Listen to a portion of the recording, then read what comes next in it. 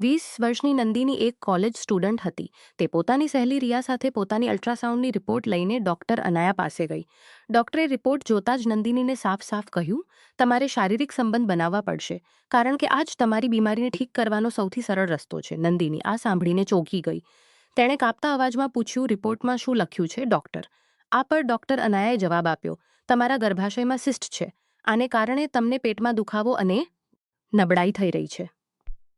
નંદિનીએ ગભરાઈને ફરી પૂછ્યું, હવે હું શું કરું ડૉક્ટર? તો ડૉક્ટરે ફરીથી એ જ વાત દોહરાવી, જેમ મેં કહ્યું, શારીરિક સંબંધ બનાવવા પડશે. આથી સિસ્ટ ઠીક થઈ શકે છે.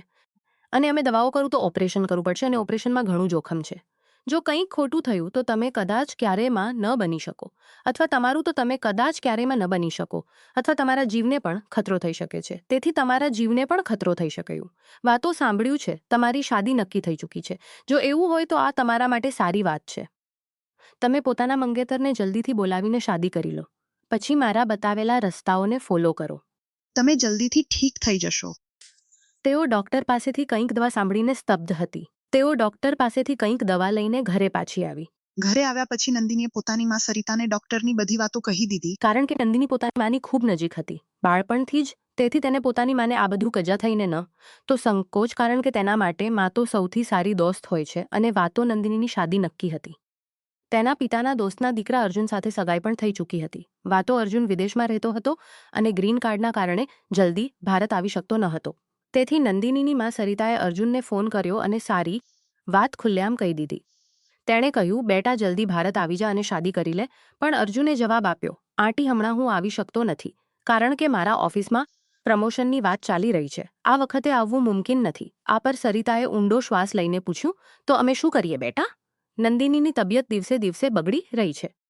આ પર અર્જુને થોડા રૂખા અંદાજમાં કહ્યું, તમે ડૉક્ટર સાથે વાત કરો, હું શું બતાવી શકું? આના પછી સરિતાએ ફરી ડૉક્ટર અનાયા સાથે મુલાકાત કરી તો ડૉક્ટરે ફરી એ જ વાત દોહરાવી, જે સાંભળીને નંદિનીની માં સરિતા અસમંજસમાં હતી. તેને સમજાતું ન હતું કે શું કરવું. એ જ રાત્રે નંદિનીના ફોનની ઘંટી વાગી. ત્યારે તેનો દોસ્ત રોહન તેને ફોન કરી રહ્યો હતો. કોલ જોઈને નંદિની વારંવાર કોલ કાપી રહી હતી. છેવટે રોહને વોઇસ મેસેજ કર્યો. ત્યારે ન ઈચ્છતા પણ નંદિનીએ પણ તેનો જવાબ આપ્યો. ત્યારે તેનો અવાજ સાંભળતા જ રોહને સમજી ગયો કે નંદિની ઉદાસ છે. તો રોહને પૂછ્યું, નંદિની શું થયું? ત્યારે નંદિની ચૂપ રહી. પછી રોહનના વારંવાર પૂછવા પર તેનું જે ડૉક્ટરે કહ્યું અને અર્જુને જે જવાબ આપ્યો. ત્યારે આ મેસેજ વગતા સમયે નંદિનીની આંખોમાંથી આંસુ વહી રહ્યા હતા, જેના અવાજથી રોહનને પણ સમજાઈ ગયું. પછી રોહને ઘણી કોશિશ કરી, પણ નંદિનીનું રડવું થંભ્યું નહીં. એ રાત્રે લેટ રાત સુધી કર્યા પછી બંને સૂઈ ગયા. વાતો તમને કહી દઉં, રોહન નંદિનીનો દોસ્ત હતો અને તેનો શુભચિંતક, અને તેનો પ્યાર પણ 9 મહિના પહેલા ફેસબુક પર તેની દોસ્તી થઈ હતી. દોસ્તી ધીરે ધીરે પ્યારમાં બદલાઈ ગઈ. પણ છતાં નંદિની પોતાના પિતાની પસંદને અર્જુન સાથે શાદી કરવા જઈ રહી હતી, કારણ કે તેના પિતાએ સાફ કહી દીધું હતું કે તેને અર્જુન સાથે જ શાદી કરવી પડશે. જો કે નંદિનું હૃદય તૂટી રહ્યું હતું, કારણ કે નંદિનીનું હૃદય તૂટી રહ્યું હતું. તેનો પ્યાર અને ત્રીજી તરફ પરિવારની ઈચ્છા. તે શું કરે? આ નિર્ણય હવે તેની સામે હતો. પછી અગાઉની સવારે રોહને વાપસ નંદિનીને કોલ કર્યો. ત્યારે અગાઉની સવારે રોહને વાપસ સાથે પૂછ્યું, કેવો છે તું? રોહને મુસ્કુરાતા જવાબ આપ્યો, બસ ઠીક છું. તું કેવી છે? ત્યારે નંદિનીએ ઊંડો શ્વાસ લઈને કહ્યું, બસ જીવી રહી છું. સાંભળતા જ રોહને ઊંડો શ્વાસ લઈને કહ્યું, બસ જીવી રહી છું. અને આ સાંભળીને હડબડાઈ ગઈ, જાણે તેને કંઈક થઈ ગયું હોય. અને આ સાંભળીને નંદિની હડબડાઈ ગઈ અને વિડીયો કોલ લગાવી દીધો. નંદિની નીલી સાડીમાં તું કમાલની લાગી રહી છે, બિલકુલ કોઈ પરી જેવી. ત્યારે જ નંદિનીએ કહ્યું, તને શું થયું હતું? તેમાં કહીને શા માટે ચીસ પાડી? આ પર રોહને જવાબ આપ્યો, બસ જોવા માંગતો હતો કે તું મને હજુ પણ ચાહે છે કે નહીં. આ પર નંદિનીએ હળવું સા હસીને કહ્યું, હવે બસ કર અને ચાપલુસી ન કર. વાતો દિવસે દિવસે હું ફૂલી રહી છું. પછી નંદિનીએ વાત બદલતા પૂછ્યું, તું ઇન્ડિયા ક્યારે આવ્યો? તને તો વિદેશથી લૌટવાની છુટ્ટી તો નહોતી મળીને. આ પર રોહને શરારતી અંદાજમાં જવાબ આપ્યો, જ્યારે તારી તબિયત વિશે જોવાનું મન થયું, તેથી તને સરપ્રાઈઝ આપવા ચાલ્યો. રોહનની આ વાતો સાંભળીને પણ નંદિનીના મનમાં તોફાન ઉમવા લાગ્યું. તે વિચારવા લાગી કે રોહને મારા માટે બધું દાવ પર લગાવીને પોતાના દેશે લૌટી આવ્યો, જ્યારે તે જાણે છે કે એક વખત ફાઇનલ લૌટ્યા પછી તે બીજી વખત વિદેશ જઈ શકશે નહીં. અને અર્જુન, જેની હું તેની મંગેતર છું, તેણે તો મારા જીવનની પરવા સુદ્ધા ન કરી. તેના માટે તો તેનું પ્રમોશન જ બધું છે. ત્યારે આ વિચારતા વિચારતા નંદિનીની આંખોમાંથી 2 આંસુ ટપકી પડ્યા. આ જોઈને રોહને તરત પૂછ્યું, અરે નંદિની, શું થયું? તો નંદી આંસુ પૂછતા કહ્યું, કંઈ નહીં. પછી રોહને તેનો મૂડ બદલવાની કોશિશ કરી અને બોલ્યો, ચલ આજે અમે સારો દિવસ ઘૂમીશું અને ખૂબ મોજ મસ્તી કરીશું. આ સાંભળીને નંદિનીએ મના કરી, ના, મને ઘરે જ રહેવું છે. બહાર જવા પર સૌ ચિંતા કરશે.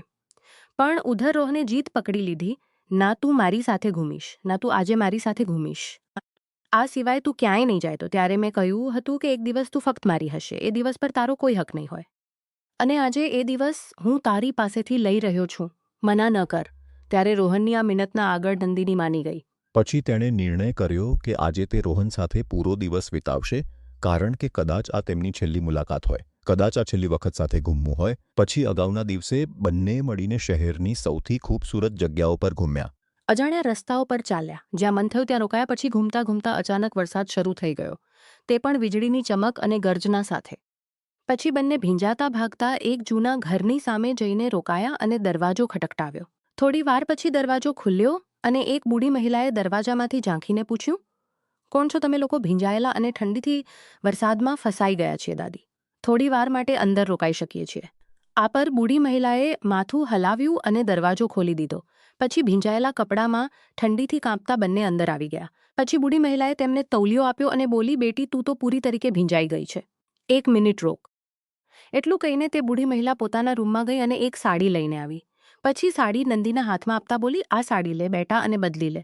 ત્યાં સુધી હું ચા બનાવીને લાવું છું. એટલું કહીને તે બૂઢી મહિલા રસોડામાં ચાલી ગઈ. પછી રોહનભાઈ પાસે ઊભો મુસ્કુરાઈ ઉઠ્યો અને તું આ સાડી શા માટે નથી પહેરતી? આ પર નંદિનીએ તેની તરફ જોઈને હસતા જવાબ આપ્યો, તને ખબર નથી કે હું આ સાડી પોતાની જાતે નથી પહેરી શકતી. ભાભીએ આવતા પહેલાં મને પહેરાવી હતી.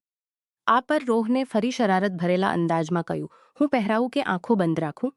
પછી તેનો અવાજ અચાનકથી ભારે થઈ ગયો અને પછી બોલ્યો, મારી બીવી તો તું બનવાની નથી, જેને હું પોતાના હાથોથી સજાવું સાડી પહેરાવું, જ્યારે મન કરે તેને વાળમાં બેલાનો ગજરો લગાવું. ત્યારે આ શબ્દો કહેતા રોહનની આંખો નમ થઈ ગઈ. પછી તેણે રૂંધેલા ગળાથી કહ્યું, તું મારા બાળકોની માં તો નથી બનવાની ને? હું પોતાના બાળકના મોંથી પાપાની અવાજ તો નથી સાંભળી શકવાનો. કેટલા સપના હતા મારા, શું મારા સપના જોવા પણ ગુના છે? ત્યારે આ બધું સાંભળીને નંદીની આંખો પણ છલકાઈ ગઈ. પછી તેણે કાપતા અવાજમાં કહ્યું, લે આ સાડી લે અને શીખી હતી. વાતો રોહને યુટ્યુબ પર સાડી પહેરાવવાની રીત શીખી હતી. દરઅસલ એક વખત નંદિનીએ મજાકમાં જ પહેરાવ્યું હતું. આ પર રોહને હસીને સાડી પહેરાવવી પડશે. આ પર રોહને હસીને હા ભરી દીધી હતી. આજે એ જ રોહન નંદીને સાડી પહેરાવી રહ્યો હતો. ત્યારે જ જોરથી વીજળી કડકી અને નંદિની ડરથી મારે અડધી સાડી પહેલી હાલતમાં જ રોહન સાથે લપટાઈ ગઈ. ત્યારે રોહન તેને થાંભવા માંગતો હતો પણ સંકોચ કરી રહ્યો હતો. પછી મન અને પ્યારની જંગમાં છેવટે પ્યાર જીતી ગયો. પછી મન અને પ્યાર નંદિનીને બાહોમાં પ્યાર જીતી ગયો અને રૂમની માથા પર પ્યારનું એક ચુંબન આપ્યું. ત્યારે જ રૂમની બત્તી અચાનક પ્યારનું એક ચુંબન આપ્યું અને પછી બંને અચાનક બુઝાઈ ગયા અને પોતાના પ્યારમાં પીગળીને પૂર્ણ થઈ ગયા. પછી થોડી બહાર આવો, હું ચા અને ખાણું. મહિલાએ દરવાજો ખટખટાવ્યો. ફ્રેશ થઈને બહાર આવો. આના પછી બંને ફ્રેશ થઈને અને તરોતાજા થઈને તેમના રૂમમાં આવ્યા. ત્યાં સુધી બૂઢો પુરુષ પણ આવી ચૂક્યો હતો. પછી બૂઢી મહિલાએ બંનેનો પરિચય કરાવ્યો. પછી પહેલાં ચા પીધી. પછી થોડી વાર વાત કર્યા પછી ખાણું ખાધું અને ઢેર સારી વાતો કરી. ત્યારે ખાણા પછી નંદિનીએ કહ્યું, દાદીમાં હવે અમને ચાલવું જોઈએ. આ સાંભળીને બૂઢી મહિલાનો ચેરજાર કરી રહ્યા હશે. વરસાદ પણ થંભી ગયો છે અને ઘરવાળા પણ ઇંતજારો ઉદાસ થઈ ગયો, કારણ કે આટલી વારમાં તેમને આ યુવાનોનો સાથ સારો લાગવા લાગ્યો હતો. પણ હવે ઘર ફરી ખાલી થઈ જશે. ત્યારે રોહને તેની ઉદાસી ભાંગી કહ્યું, અરે દાદીમાં ઉદાસ ન થાઓ. અમે ફરીથી આવીશું અને તમારા સાથે ગપ્પા મારીશું. આ સાંભળીને બૂઢી મહિલાના ચહેરા પર ફરીથી મુસ્કાન લૌટી આવી. ત્યારે નંદિની ચૂપચાપ રોહનને જોઈ રહી હતી. પછી બંને તેમની પાસેથી વિદા લીધી અને સડક પર નીકળી પડ્યા. હવે બંને ખામોશ હતા. કોઈ કંઈ બોલી રહ્યું ન હતું. ચાલતા ચાલતા હવે નંદિની પોતાના ઘરની પાસે પહોંચી ચૂકી હતી. ત્યારે જ રોહને ધીમા અવાજમાં કહ્યું, રોકાઈ ન શકાય આ પાગલની જિંદગીમાં. આજે અમારી છેલ્લી વાત. છેલ્લી આંખોમાં આંસુ લઈ તે રહ્યું. આ પર નંદિનીએ પોતાની મુલાકાત સારી રીતે રહેજો. એટલું કહીને તે દોડતી ઘરની અંદર ચાલી ગઈ. આના 3 દિવસ પછી નંદિનીએ નોંધ્યું કે તેના પેટનો દુખાવો હવે ગાયબ થઈ ગયો હતો. તો તે ખુશ થઈ અને ડૉક્ટર અનાયા પાસે ગઈ. તો ડૉક્ટરે ફરીથી અલ્ટ્રાસાઉન્ડ કરાવ્યો અને રિપોર્ટ જોઈ. રિપોર્ટ જોયા પછી ડૉક્ટર અનાયા હેરાન હતા, કારણ કે નંદિનીનું ગર્ભાશય હવે પૂરી તરીકે ઠીક થઈ ચૂક્યું હતું. ત્યારે ડૉક્ટરે કોઈ ચમત્કાર માનીને કહ્યું, તું પી ગઈ છે નંદિની. તારી સમ ખતમ થઈ ગઈ. ત્યારે નંદિનીના મનમાં તે વરસાદની રાત અને રોહન સાથેના મિલનની યાદો તેના મનમાં દોડી ગઈ. પછી ડૉક્ટરે કંઈક દવાઓ આપી અને કહ્યું, હવે તું બિલકુલ ઠીક છે. 1 મહિના સુધી આ દવાઓ લેવી, પછી મારી પાસે મળવું. આના પછી નંદિની ઘરે લૌટી અને પોતાની માં સરિતાને બધું કહી દીધું કે માં બધું ઠીક થઈ ગયું. હવે ચિંતા ન કર. આ સાંભળીને તેની માં સરિતા ખુશીથી ફૂલી ન સમાઈ. પછી તેમણે અર્જુનને પણ ફોન કરીને સારી વાત કહી દીધી. જો કે ઇધર નંદિનીને હવે બધું સમજાઈ ગયું હતું કે તે ગર્ભવતી છે અને રોહનના બાળકમાં બનવાની છે. અને રોહનના બાળકની માં બનવાની છે, કારણ કે ડોક્ટરે તેને બધું કહી દીધું હતું કે આ ત્યારે જ પોસિબલ હતું જ્યારે કોઈ મર્દનું બીજ તેમાં હોય. તેથી હવે નંદિનીનું ન હતું કે શું કરવું. પછી ગભરાટ નંદિનીનું દિમાગ શૂન્ય થઈ ગયું અને તેને કંઈ સમજાતું ન હતું કે શરૂ કર્યું. પણ ત્યારે રોહનનો ફોન બંધ હતો, કોલ નહીં જતો હતો. ત્યારે વારંવાર કોશિશ કરવા પર પણ કોઈ જવાબ ન મળ્યો. અને મળતો પણ કેવી રીતે? નંદિનીનાએ છેલ્લા વાત કહેતા જ રોહનને દર્દ સહન ન થયું અને ગુસ્સામાં પોતાનો ફોન તોડી નાખ્યો હતો. પણ ઇધર હવે અર્જુનનું પરિવાર શાદી માટે તૈયાર થઈ ચૂક્યું હતું અને અર્જુન પણ હવે વિદેશથી છુટ્ટી લઈને આવી ગયો હતો. જ્યારે આ વાત નંદિનીને ખબર પડી તો તેણે પોતાના માતા-પિતા માટે એક નાનોસા પત્ર લખ્યો અને ઘરના પાછળના દરવાજાથી ચોરીથી નીકળી ગઈ. પત્રમાં લખ્યું હતું, માં પપ્પા મને માફ કરી દેવું. મારા માટે આ શાદી કરવી મુમકિન નથી, તેથી હું જઈ રહી છું. આ ન વિચારવું કે હું કોઈની સાથે ભાગી રહી છું. એક અજાણ્યા રસ્તા પર નીકળી પડી છું. બસ તમે લોકો ખુશ રહેજો.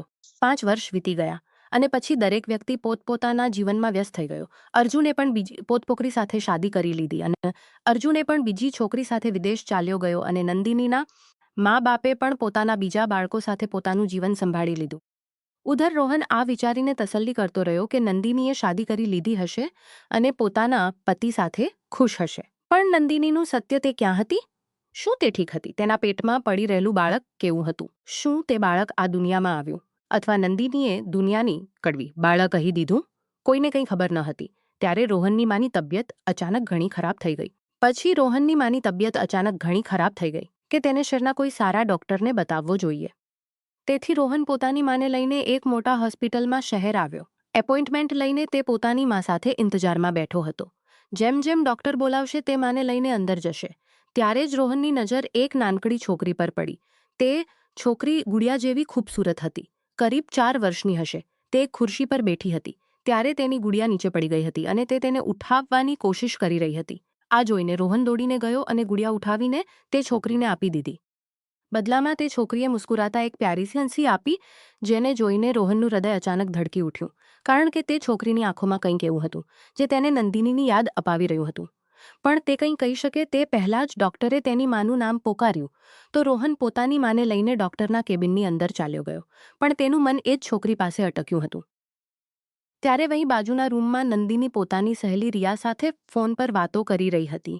ત્યારે નંદિની રિયાને પૂછી રહી હતી કે તું ઠીક છે ને? પતિ, પરિવાર અને બેટીની માં બનીને. આ પર રિયાએ મુસ્કુરાતા જવાબ આપ્યો, હા નંદિની, હું ઘણી સારી રીતે છું. અને તું કેટલી સ્માર્ટ થઈ ગઈ છે. શાદી કરીને પતિ અને બેબી સાથે ખુશહાલ જિંદગી છે. શાદી કરી છે અને આટલા વર્ષોમાં આજે તેમને યાદ કરી રહી છે. પણ ત્યારે આ સારી વાતો આ બંનેના દરમિયાન ચાલી રહી હતી કે ત્યારે બહારથી તે ગુડિયાસી છોકરીનો અવાજ આ બંનેની વાતોને તોડી નાખ્યો. કારણ કે તે છોકરીએ જોરથી ચીસ પાડી, મમ્મી મમ્મી. ત્યારે નંદિનીએ પોતાની છોકરીનો અવાજ સાંભળતા જ દોડીને બહાર આવી. આટલામાં રોહન પણ પોતાની માને ડોક્ટરના કેબિનમાં જ છોડીને દોડી આવ્યો. ત્યારે જ છોકરીએ કહ્યું, મમ્મી મમ્મી, મારી આઈસ્ક્રીમ આપ. આ પર નંદિનીએ પ્યારથી કહ્યું, લે મારી જાન, આ રહી તારી આઈસ્ક્રીમ. ત્યારે પાછળ ઊભો રોહન હેરાન થઈને બોલ્યો, તું બોલી શકે છે? રોહનનો અવાજ સાંભળતા જ નંદિનીએ જલ્દીથી પાછળ ફરીને કહ્યું, શા માટે? શા માટે નથી બોલી શકતી મારી બેટી? જો કે ત્યારે તેના હોઠ પર એક અલગ જ મુસ્કાન હતી જેને રોહન બખૂબી જોઈ રહ્યો હતો. પછી રોહને થોડું જંખતા કહ્યું, ના, મારો મતલબ હતો કે મેં હમણાં થોડી વાર પહેલા આ છોકરી સાથે વાત કરી હતી. ત્યારે તેણે પોતાના મોંથી કંઈ નહીં કહ્યું, ફક્ત ઈશારામાં જ જવાબ આપ્યો. તો મને લાગ્યું ત્યાં નંદિનીએ પોતાની બેટીને પૂછ્યું, મુન્ની, તેમ મોંથી કંઈ શા માટે નથી બોલ્યું? તમ્મી, તમે જ તો કહ્યું હતું કે કોઈ અજાણ્યા માણસ સાથે વાત ન કરવી, ના જ કોઈ અજાણ્યા પાસેથી કંઈ લેવું. તેથી મેં ઈશારામાં વાત કરી. આ પર નંદિનીએ પ્યારથી તેનું માથું ચૂમીને કહ્યું, મારી પગલી બેટી. ત્યારે જ છોકરીએ પડી ગઈ હતી તો એમણે ઉઠાવી, ઘણા સારા છે. મારી ગુડિયા પડી ગઈ હતી તો એમણે ઉઠાવીને મને આપી. ત્યારે એક નર્સે રોહનને પોકારી, તમારી આ અંકલ બોલાવી ગયો છે, ચાલો. આ પર રોહને જલ્દીથી બોલાવી રહી છે, તેનો નંબર આવી ગયો છે, ચાલો. પછી નંદિની તરફ જોઈને રોહને બોલ્યો, તું ખુશ રહેજે અને હંમેશા સુખી રહેજે. પછી તેણે છોકરીના ગાલ પર એક પ્યાર ભરેલું ચુંબન આપ્યું અને પોતાની મા પાસે ચાલ્યો ગયો. નંદિની પણ પોતાની બેટીને લઈને એ જ ડોક્ટરના ચેમ્બરની બહાર ચાલી ગઈ. કારો હતો તેથી તે તેને બતાવવા આવી હતી. જ્યારે બંનેનું ડોક્ટર સાથે મળવું ખતમ થયું ત્યારે ઘરે લૌટતા વખતે નંદિનીની બેટીએ કહ્યું, મમ્મી જુઓ તે અંકલ, હું તે અંકલને એક ચુંબન આપીને આવું. ત્યારે તેણે શરારત ભરેલી મુસ્કાન સાથે કહ્યું, મમ્મી તમે કહો છો ને જો કોઈ ચુંબન આપે તો ચુંબન આપવું જોઈએ, તો અંકલે મને ચુંબન આપ્યું પણ મેં નથી આપ્યું, તેથી હું જઈને એક ચુંબન આપી આવું. આ પર નંદિનીએ હસતા કહ્યું, ઠીક છે, જા પણ ચુંબન આપીને તરત વાપસ આવજે, વાર ન કરવી સમજી. આ પર છોકરીએ બોલી, હા મમ્મી. પછી છોકરી ખુશીથી દોડી પડી. પાછળથી તેનો અવાજ આવ્યો, આઈ અંકલ. ત્યારે રોહને ફરીને જોયું, અરે તમે હો સુધી ગયા નથી. તો છોકરીએ કહ્યું, ના અંકલ હવે જઈ રહ્યા છીએ. પછી રોહને પૂછ્યું, આજે તારી સાથે હતી તે આંટી કોણ હતી? તો છોકરીએ ગર્વથી કહ્યું, વો મારી મમ્મી છે. આ પર રોહને હસીને કહ્યું, અચ્છા ઠીક છે, હવે જલ્દીથી બતાવ તો શું વાત છે. મને પણ પોતાની મમ્મીના ઘરે લઈ જવું છે. ત્યારે છોકરીએ જીદ કરી, અંકલ જરા બેસો ના. ત્યારે રોહને હેરાનીથી પૂછ્યું, બેસું શા માટે? અરે બેસો ના, છોકરીએ હસતા કહ્યું. ત્યારે રોહન બેસી ગયો. પછી છોકરીએ ફટાફટ તેના ગાલ પર એક ચુંબન આપી દીધું અને બોલી, ચલો ટાટા. ત્યારે રોહને તેનું નામ તો કહ્યું જ નથી. ત્યારે છોકરીએ એક શ્વાસમાં જવાબ આપ્યો, મારું નામ છે મુન્ની. મુન્ની શર્મા. મારા પપ્પા રોહન શર્મા, મારી મમ્મી નંદિની શર્મા. મુન્ની જ્યારે પણ કોઈ તેનું નામ પૂછતું તો તે પોતાના માતા પિતાનું નામ પણ એકસાથે કહી દેતી હતી, કારણ કે તેની માએ તેને એ જ શીખવાડ્યું હતું. પણ તે છોકરી પાસેથી તેના નામ સાથે સાંભળતા જ રોહનના સીનામાં તોફાન ઉઠી ગયું. ત્યારે રોહનની મા પણ હેરાન થઈ ગઈ, આ શું?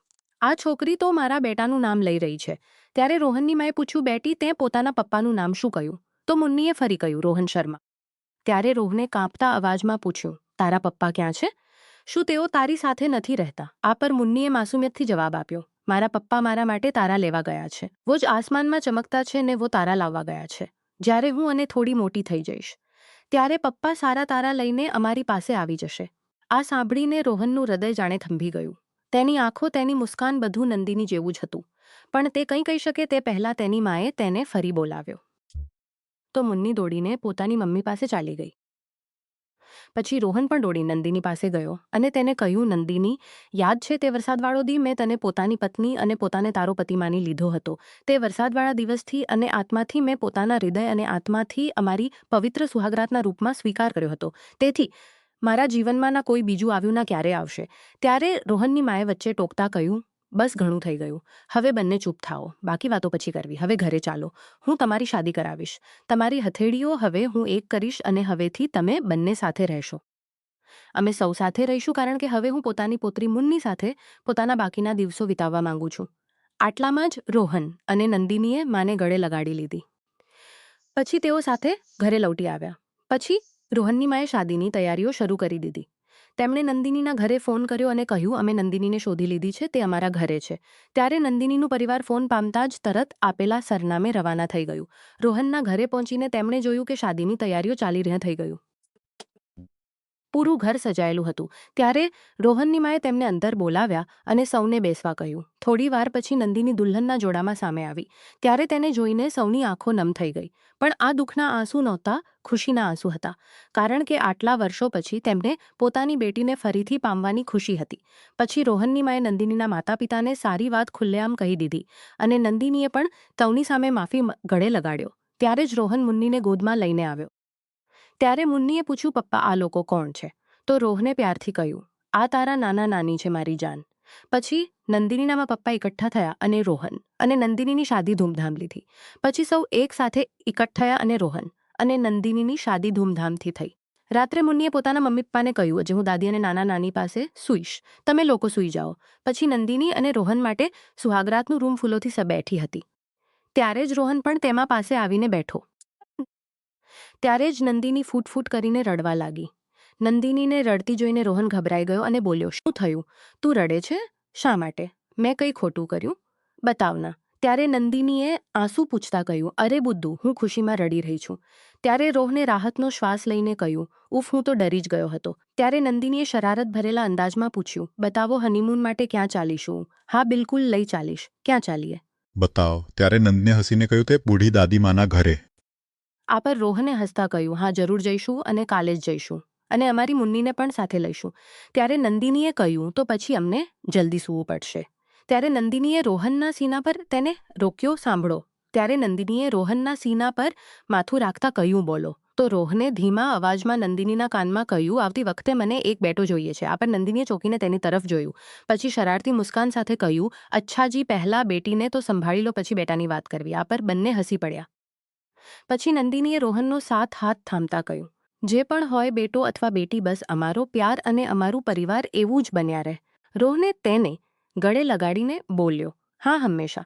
પછી અગાઉની સવારે રોહન અને નંદિનીએ મુન્નીને સાથે લઈને તે બુઢી દાદીમાના ઘરે જવાની તૈયારી શરૂ કરી દીધી. ત્યારે મુન્ની ઉત્સાહથી ઉછળી પડી અને બોલી, મમ્મી પપ્પા, વો બુઢી દાદીમાં અમને ફરીથી ખાણું ખવડાવશે ને. આ પર નંદિનીએ હસીને કા વખતે તે તને પોતાની કોઈ જૂની વાર્તા પણ સંભળાવશે. પછી રોહને ગાડી નીકાળી અને ત્રણેય તે નાનકડા ગામ તરફ ચાલી પડ્યા જ્યાં વરસાદની તે રાતે તેમનું જીવન બદલાઈ ગયું હતું. રસ્તામાં મુન્ની પોતાની નાનકડી વાતોથી બંનેને હસાવતી રહી. રોહન અને નંદિની એકબીજાને જોઈને મુસ્કુરાતા જાણે તેમની દરેક બુઢા દાદીમાં એકબીજા માટે અનકહો પ્યાર બોલી રહ્યો હોય. જ્યારે તેઓ બુઢા દાદીમાં અને બુઢા દાદાજીના ગરમજોશીથી થયું. બુઢી દાદીમાએ મુન્નીને ગળે લગાડીને બોલી, અરે મારી ગુડિયા, તું મોટી થઈ ગઈ. પછી બુઢા દાદાજીએ રોહનને જોઈને કહ્યું, બેટા, આ વખતે ખાલી હાથે ન જજો. અમારા બગીચામાંથી ફળ તોડીને લઈ જજો. આના પછી સૌએ મળીને ખાણું ખાધું, જૂની વાતો યાદ કરી. પછી બુઢીમાએ મુન્નીને આંખો ચમકી ઉઠી. પછી બુઢીમાએ મુન્નીને પોતાની જવાનીથી. ત્યારે નંદિનીએ બુઢીમાને કહ્યું, દાદીમા, તમારું તે ખાણું અને વરસાદની રાત અમારા જીવનનો સૌથી ખૂબસૂરત પળ બનાવી દીધો છે. આ પર બુઢી દાદીમાએ મુસ્કુરાતા કહ્યું, બેટી, પ્યાર અને ભરોસો હોય તો દરેક તોફાન એક ખૂબસૂરત યાદ બની જાય છે. આના પછી કેટલાક મહિના વધુ વીતી ગયા. હવે નંદિની અને રોહન પોતાના જીવનમાં ખુશ હતા અને પોતાની માસૂમ વાતોથી સૌનું હૃદય જીતી લેતી હતી. એક દિવસ નંદિનીએ રોહનને એક નાનો સા લિફાફો થમાયો. ત્યારે રોહને હેરાનીથી પૂછ્યું, આ શું છે? આ પર નંદિનીએ પૂછ્યું, આ શું છે? આ પર નંદિનીએ શરમાતા કહ્યું, ખોલીને જુઓ. જ્યારે રોહને ખોલીને જોયું તો લિફાફામાં એક જોઈને રોહનની આંખો ચમકી ઉઠી. તેણે નંદિનીને ગળે લગાડીને પૂછ્યું, સાચું છે ફરીથી? તો નંદિનીએ હસીને કહ્યું, હા, અને આ વખતે તારી વાત માની લીધી. ડોક્ટરે કહ્યું, કદાચ આ બેટો જ હોય. હવે રોહનની ખુશીનું ઠેકાણું ન રહ્યું. તેણે મુન્નીને ગોદમાં ઉઠાવી આવવાનો છે. મુન્નીએ તાળીઓ વગાડતા કહ્યું, વાહ, હું તેને પોતાની ગુડિયા સાથે રમવા દઈશ. પછી સમય વીતતો ગયો અને નંદિનીએ એક સ્વસ્થ અને તંદુરસ્ત બેટાને જન્મ આપ્યો, જેનું નામ તેમણે આરવ રાખ્યું. રોહન અને નંદિનીનું પરિવાર હવે વધુ પૂર્ણ થઈ ગયું હતું. મુન્ની પોતાના નાના ભાઈની દરેક શરારતમાં તેનો સાથ આપતી અને બંનેની કિલકારીઓથી ઘર ગુંજી ઉઠતું હતું. એક દિવસ રોહન અને નંદી પોતાની શાદીની વર્ષગાંઠ પર ફરીથી તે બુઢી દાદીમાના ઘરે ગયા. આ વખતે તેમની સાથે આરવ પણ હતો. બુઢી દાદીમા અને બુઢા દાદાજીએ આરવને જોઈને કહ્યું, આ તો બિલકુલ તમારા બંને જેવો છે. નંદિનીની આંખો અને રોહનની મુસ્કાન. ત્યારે મુન્નીએ પોતાની નાનકડી અવાજમાં કહ્યું, અને મારો ભાઈ. એ રાત્રે જ્યારે બાળકો સૂઈ ગયા તો રોહન અને નંદિની ઘરની છત પર બેઠા હતા. ત્યારે આસમાનમાં તારા ટીમટીમાઈ રહ્યા હતા. તો નંદિનીએ રોહનનો હાથ થામીને કહ્યું, યાદ છે, મુન્નીએ કહ્યું હતું કે તું તારા લેવા ગયો હતો. આજે લાગે છે તું સાચે જ સારા તારા અમારા માટે લઈ આવ્યો છે. ના, તે મારા માટે પૂરું આસમાન જ ઉતારી લીધું છે. પછી બંને એકબીજાની બાહોમાં ખોવાઈ ગયા અને ત્યારે જ વરસાદની બૂંદો ફરીથી ટપકવા લાગી. જાણે તેમની પ્રેમ કહાણીને એકવાર ફરીથી આશીર્વાદ આપી રહ્યો હોય.